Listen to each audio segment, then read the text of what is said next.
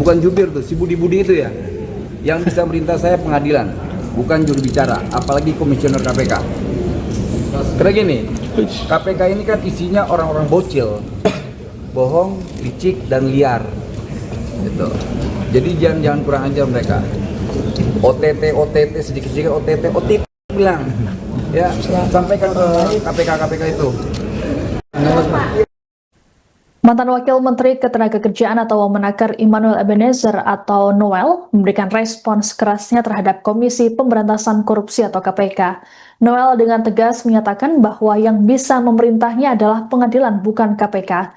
Hal ini untuk merespons permintaan KPK untuk fokus menjalani persidangan kasus pemerasan dan tidak membangun narasi kontraproduktif di luar sidang. Ditemui di Pengadilan Tipikor Jakarta Pusat Senin 2 Februari 2026, Noel bahkan menyebut sosok juru bicara KPK Budi Prasetyo sebagai juru nyinyir. Menurut Noel, Budi maupun para komisioner KPK tidak berwenang menyampaikan permintaan tersebut. Noel juga kembali menyebut OTT sebagai operasi tipu-tipu. Sebelumnya, jubir KPK Budi Prasetyo dalam keterangan pada Senin 26 Januari meminta Noel agar membuktikan klaim di hadapan majelis hakim agar ditindaklanjuti secara hukum. Hal ini merespons celotehan Noel soal partai berinisial K dan ormas non-keagamaan yang disebut terlibat dalam kasusnya. KPK juga meminta Noel untuk kooperatif dan menghormati independensi peradilan daripada melontarkan tuduhan bahwa KPK berpolitik atau bertindak layaknya konten kreator. Ia juga memastikan bahwa penetapan tersangka terhadap Noel bukan hasil framing, melainkan bermula dari peristiwa tangkap tangan yang didukung kecukupan alat bukti dan keterangan saksi-saksi. Berapa menit total?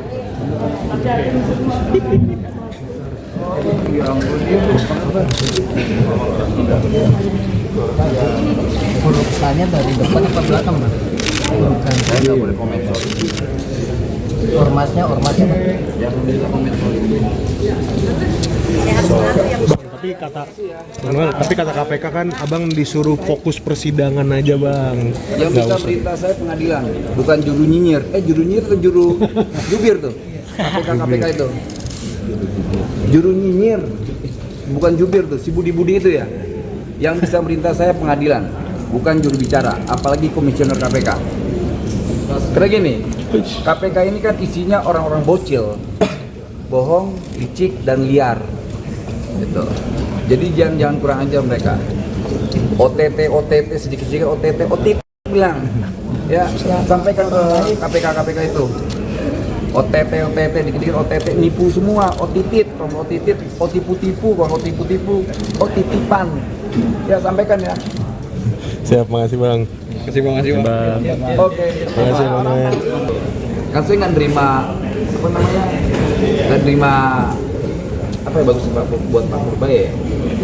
Orang diingatin hati dinoelkan. Maksud saya itu lu dicari kesalahan ya. Bangsa ini nggak suka orang berprestasi, bangsa ini nggak suka orang berpihak. Gitu. Sedikit berprestasi menjadi target operasi, sedikit berpihak kepada rakyat dijadiin target operasi. Kan itu perilakunya. Kita bercanda ya. Ex-Wamenakar Immanuel Ebenezer atau Noel menyayangkan sikap Menteri Keuangan Purbaya terkait peringatannya soal potensi dipidana karena kerap melakukan sidak bisnis gelap. Ditemui di Pengadilan Tipikor Jakarta Pusat pada Senin 2 Februari 2026, Noel mengklaim bahwa niatnya baik saat mengingatkan Purbaya, namun justru direspons negatif. Ia lantas menyebut ada pihak yang akan mencari-cari kesalahan Purbaya. Meski begitu, di sisi lain, Noel juga berujar bahwa Purbaya bukanlah orang suci. Sebab menurutnya, praktik pemerasan seperti yang ia lakukan juga dilakukan oleh pejabat lain. Lebih lanjut, Noel menantang Purbaya untuk bersumpah padanya jika sang menteri bersih dari praktik-praktik korupsi. Adapun sebelumnya, Purbaya saat ditemui di gedung Kemenku Jakarta Pusat pada Senin 26 Januari lalu mengatakan bahwa Noel terjerat kasus karena memperoleh uang di luar gaji yang sudah diberikan. Purbaya pun menegaskan bahwa dirinya tak pernah menerima uang di luar gaji resminya sebagai pejabat negara. Lebih lanjut, Purbaya mengaku tak mengetahui alasan Noel melontarkan pernyataan bahwa dirinya akan bernasib sama dengan ex-Wamenakar tersebut. Ia pun menilai Noel melontarkan pernyataan tersebut karena persoalan pribadi. Yang terganggu dengan kebijakan saya, itu yang pasti. Apalagi narasinya saya dengan memeras pengusaha, yang ada jutaan buruh dipersolid pengusaha. KPK kemana KPK? Kerjaannya OTT. Jutaan buruh tuh diperas pengusaha, diperas outsourcing. Mana tuh KPK itu? Nah sekarang, ya jangan salahkan saya. Saya lahir dunia jalanan, saya lahir dari dunia aktivis. Ya begini nih, mungkin dulu saya singa lapangan, sekarang saya singa sirkus. Tapi singa sirkus walaupun ngaum tetap menakutkan, ya kan?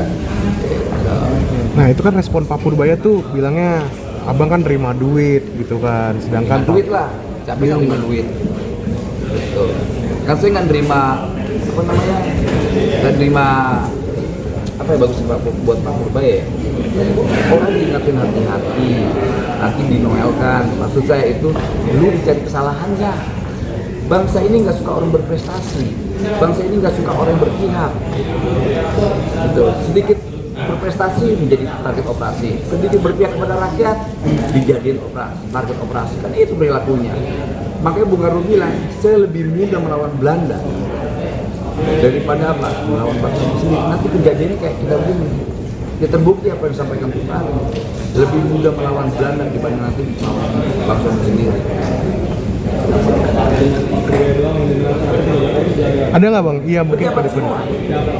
Ya, saya nggak mau sebutkan. Nggak lama lagi ada gubernur, menteri dan bupati. Karena motivasi mereka seperti apa yang disampaikan Pak Prabowo. KPK gagal memberantas korupsi. Kayak kita kan bisa pencegahan. Kenapa? Kebijakan-kebijakan kita terkait misalnya praktek peranan ijazah itu jutaan buruh diperas oleh pengusaha. KPK kemana? Kemudian outsourcing, jutaan rakyat susah dari kebijakan itu semua. Kemudian praktek pemagangan, udah tahu lah modusnya. Gitu. Kalau KPK udah nggak mampu jadi korupsi, dicari kesalahan gratifikasi, semua pasti melakukan itu. Bukan apa, orang tidak sadar soal itu. Yang kayak saya gini aktivis, nggak ngerti. Ternyata itu gratifikasi. Ya sudahlah, saya ngakuin salah. Saya bertanggung jawab atas kesalahan saya. Saya gentle, saya mengaku salah dan saya bertanggung jawab atas kesalahan saya. Lalu apakah KPK berani jujur dengan tagline-nya? Berani jujur tuh hebat. Nggak berani. Belum berani nggak bahwa mereka selama ini OTT itu bohong semua. Ini undang-undang yang bicara ya, OTT itu tidak seperti apa yang dipraktekkan KPK. Makanya definisi OTT itu apa sesuai dengan apa yang dilakukan KPK? Tidak. Masa menegakkan hukum dengan melakukan pelanggaran hukum? Solusi untuk KPK apa bang? Sarannya? Saran dikit bang buat KPK. Ya saran sedikit buat KPK, setelah selesai kasus saya ini saya mau menjadi pimpinan KPK. Saya mau jadi pemimpin KPK atau seidiot-idiotnya saya jadi juru bicara KPK. Itu cita-cita saya yang paling bodoh dan paling idiot. Jadi juru bicara KPK. Gitu. Ya, thank you ya teman-teman. Oke, terima kasih Bang Noel. Kita bercanda ya. Soal yang katanya Pak Purbaya akan Pak Noel kan, Bapak udah dengar belum Pak? Itu tanggapan Bapak gimana? Saya nggak ngerti apa sih maksudnya. Jadi Bapak akan bisa seperti Pak Noel gitu Pak, dijadikan tersangka gitu Pak? Dijebak. Noel kan terima duit, gue mah nggak terima duit. Dijebak Pak. Dijebak gimana? Katanya Menurut karena dia. kasus Bapak tuh mengganggu para bandit gitu Pak. Oh, biar aja, yang thrifting. penting gue nggak terima duit. Noel kan terima, kayaknya terima ya, terima kan dia? Terima. Ya, terima kan gue nggak terima duit, gaji gue gede di sini, cukup. Jadi kasusnya kecil dan saya nggak tahu kenapa Pak Noel ngomong seperti itu. Mungkin dia sebelah sama gue juga, saya nggak tahu. Tapi case seperti itu di saya mungkin amat kecil kemungkinan terjadi. Download Tribun X sekarang, menghadirkan lokal menjadi Indonesia.